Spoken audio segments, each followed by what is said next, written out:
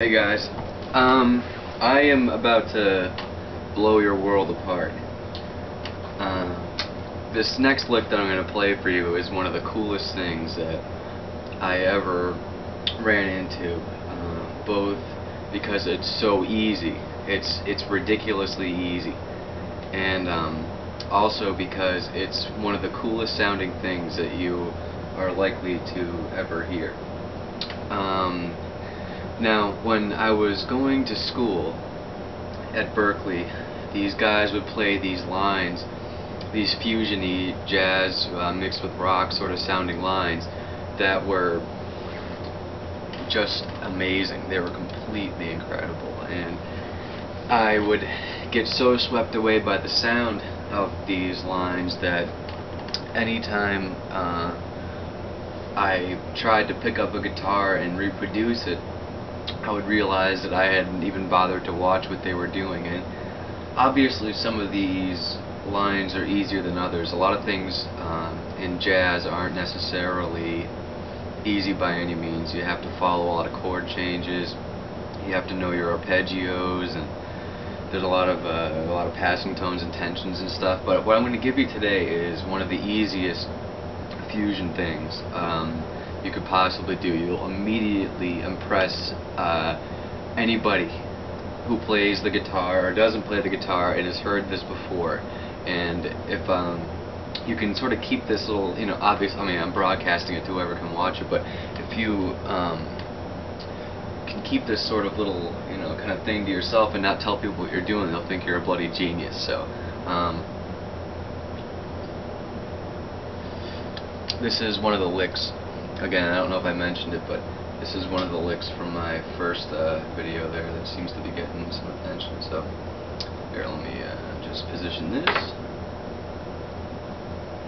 And so what we're going to do is we're going to be all is going to be based entirely on the pentatonic scale, and so just a regular old, maybe we'll do it in G, because that seems to be a friendly one, Nice and easy right there, sort of, you got enough space, but, it's a little bit, it's not exactly the first fret. So, where I played this before was on the second one. I'm just taking it up a half step. Now, what you're going to do with this, I'll play it slowly, so that you can hear, and see what's going on a little bit slower in the first one. The first one I did it kind of quickly. So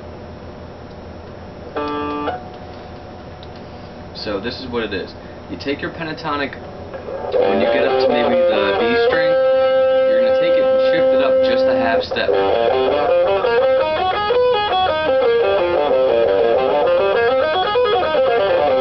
Now it works best quickly, and if you come right back into it,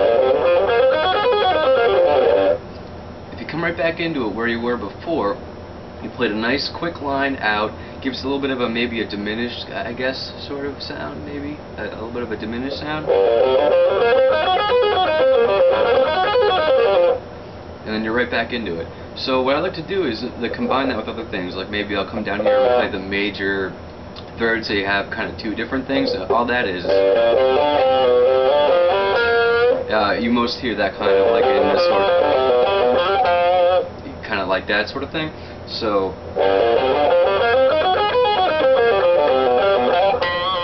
there you go. You got kind of two deviations from pentatonic right there. First one being the half step up into A flat or G sharp, whatever, however you prefer to think about it. And the second one being that kind of dominant kind of major third sound. So it's as easy as that. Very easy. There's no rocket science involved in making these lines that sound really cool and really difficult. So since it works, that's the one I usually play. And since it works that way so well,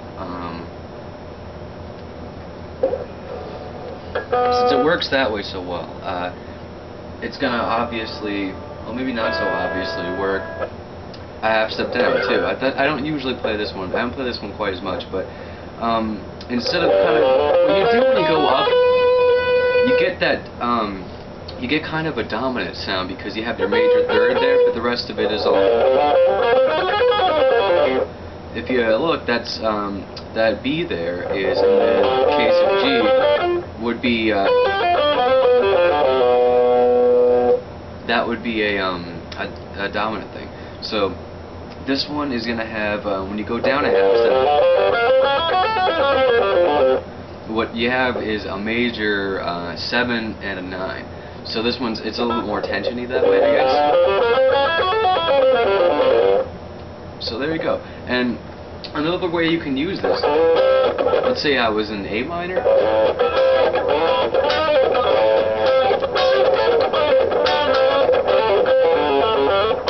going to give you a musical context for this one. So there's a tune, Black Narcissus, that goes from, I guess this one particular one goes from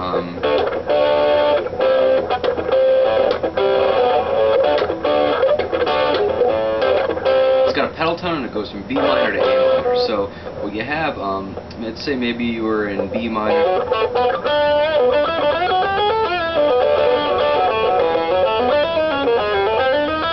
You could use it to just, you're going a whole step down, so why not kind of hit up some of the stuff along the way?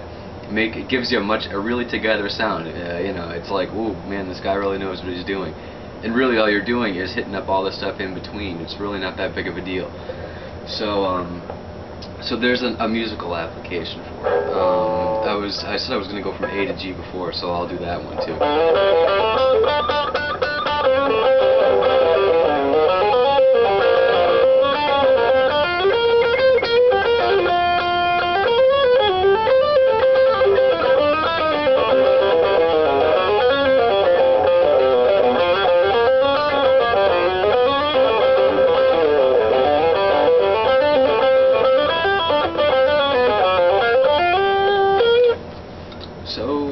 So there's that. As you can see, we just used a very common sort of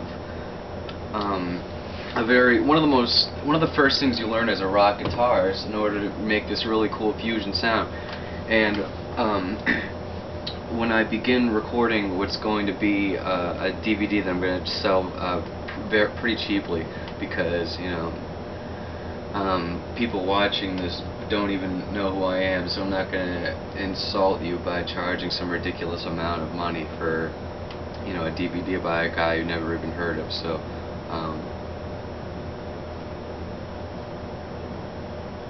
but I promise you, there are going to be a lot of things like that in it. That little sort of, I mean, I've been picking up these little tricks of the trade for a really long time. You know, ever since I stepped into the professional sort of arena and got out there and tried to sort of, you know, eventually now making my living as a musician, both performing and teaching. So, you know, ever since I've been doing that, I've been gathering up and kind of archiving these little tricks of the trade, and I have so many of them you wouldn't believe it. And by the time you sort of, you know, by the time I pass all of these along to you, you're going to be playing things that you'd only heard other guys do and could dream of before. So, so you know, once I finish that up, I'm gonna, you know, certainly, of course, I'm gonna recommend it, you know, because it's mine, and I'm trying to, you know, I'm trying to make a little bit of, you know, a sort of a gain off of it. But I'm gonna charge probably about half of what one of my half-hour lessons cost, so maybe like $10. You know, it's not going to be anything.